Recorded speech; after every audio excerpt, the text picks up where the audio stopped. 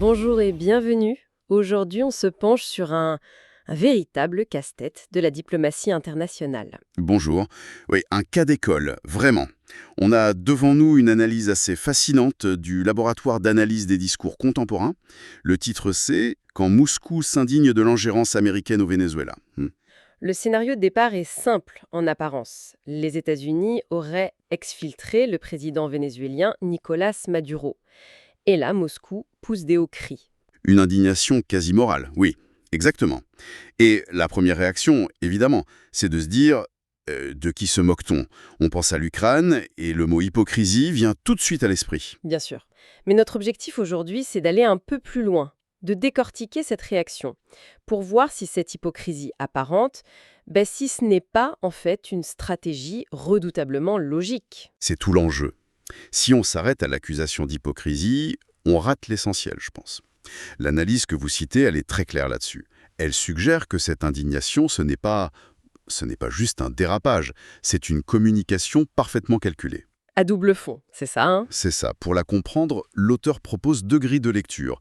D'un côté, le discours de façade, le politico-institutionnel, D'accord. et de l'autre, la logique des intérêts profonds qui nomme le régime écono-hégémonique. Parfait. Alors, allons-y, décortiquons ça. Commençons par la surface, par cette indignation officielle de Moscou. Le vernis du droit international. Voilà.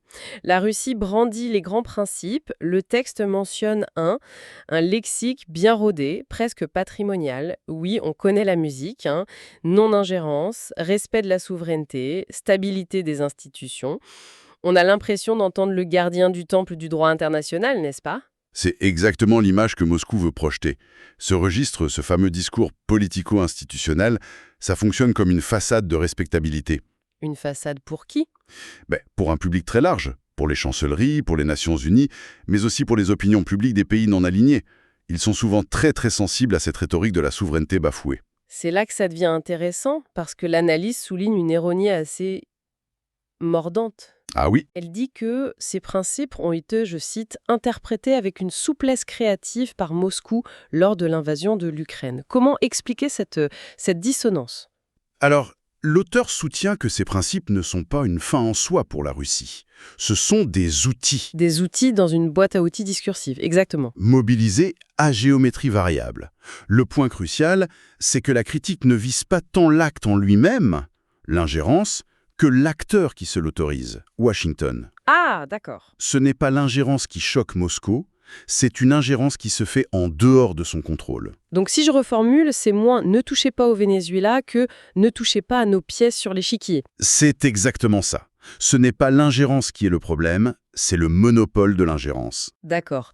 La première couche, c'est donc une posture diplomatique. Mais l'analyse nous dit que la vraie clé de lecture, elle est ailleurs, dans ce que l'auteur appelle le régime écono-hégémonique. Oui, et là, on change de registre. Qu'est-ce que ça veut dire concrètement? Ça veut dire qu'on quitte le terrain de la morale et du droit pour entrer dans celui de la pure compétition de puissance. La real politique, quoi. Et Maduro dans cette histoire? Nicolás Maduro n'est pas juste un allié idéologique. L'analyse le décrit comme un nœud stratégique. Un nœud stratégique. Oui, dans un réseau d'alliances économiques, énergétiques, qui cherche à contester l'hégémonie occidentale, et surtout américaine. Donc en soutenant Caracas, Moscou ne défend pas le Venezuela, il défend son propre projet d'un monde multipolaire? Précisément. L'article l'explique très bien. La Russie défend la multiplication de pôles capables de résister à la captation occidentale des ressources. Des ressources, des flux financiers, des circuits énergétiques? Tout à fait. Et l'exfiltration de Maduro, de ce point de vue, est perçue comme un précédent très dangereux. Pourquoi? Parce qu'elle démontre que les États-Unis ont toujours la capacité de reconfigurer unilatéralement le paysage politique d'un pays pour servir leurs intérêts. Et donc, l'indignation russe n'est pas morale? Non, elle est systémique. C'est l'expression d'une crainte face à une démonstration de force américaine. Alors, pour résumer, on a d'un côté un discours public sur les principes, Oui, et de l'autre une logique de puissance pure et dure. c'est ça. Comment est-ce que les deux cohabitent sans que ça paraisse complètement hypocrite? C'est là toute la rationalité de la stratégie, selon l'analyse.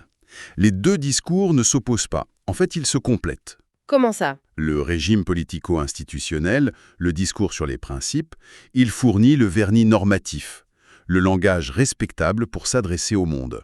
Et pendant ce temps, Pendant 100 ans, le régime écono-hégémonique dicte la hiérarchie réelle des priorités. Donc Moscou peut, sans sourciller, condamner au nom de principes qu'elle a elle-même contournés. Parce que ces principes sont des instruments, pas des convictions. En somme, ce que l'analyse nous dit, c'est que Moscou ne défend pas une norme universelle, mais un équilibre des forces qui lui est favorable. Exactement. Et la conclusion de l'analyse est particulièrement éclairante là-dessus. C'est-à-dire, L'auteur suggère que si cette indignation russe semble si forte, si presque authentique dans sa colère, oui, tout à fait. c'est qu'elle révèle en creux une inquiétude bien plus profonde. L'inquiétude de voir que les États-Unis ont encore la main, L'inquiétude de voir l'hégémonie américaine rappelée, de manière, l'auteur utilise l'expression redoutablement concrète.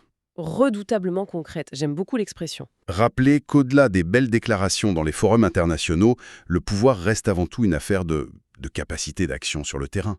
Ce qui ressort de cette analyse, finalement, c'est une vision très pragmatique, presque clinique de la diplomatie russe. Oui, on est loin de la simple accusation d'hypocrisie. Une communication à deux niveaux. L'invocation du droit sert avant tout à masquer ou plutôt à légitimer la défense d'intérêts stratégiques bien concrets. C'est une grille de lecture qui va bien au-delà de l'indignation de façade. Tout à fait. Et ça nous laisse avec une pensée pour la suite, non ? Oui, absolument. Si, comme ce texte le suggère, les grands principes du droit international sont devenus des instruments rhétoriques flexibles. Au service de stratégies de puissance. Voilà. Ça soulève une question fondamentale pour l'ordre mondial. À quel point un système peut-il rester stable Si les règles qu'il fonde, sont perçues par ses acteurs principaux, non plus comme des contraintes à respecter, mais comme de simples outils de communication. des outils à utiliser selon les circonstances.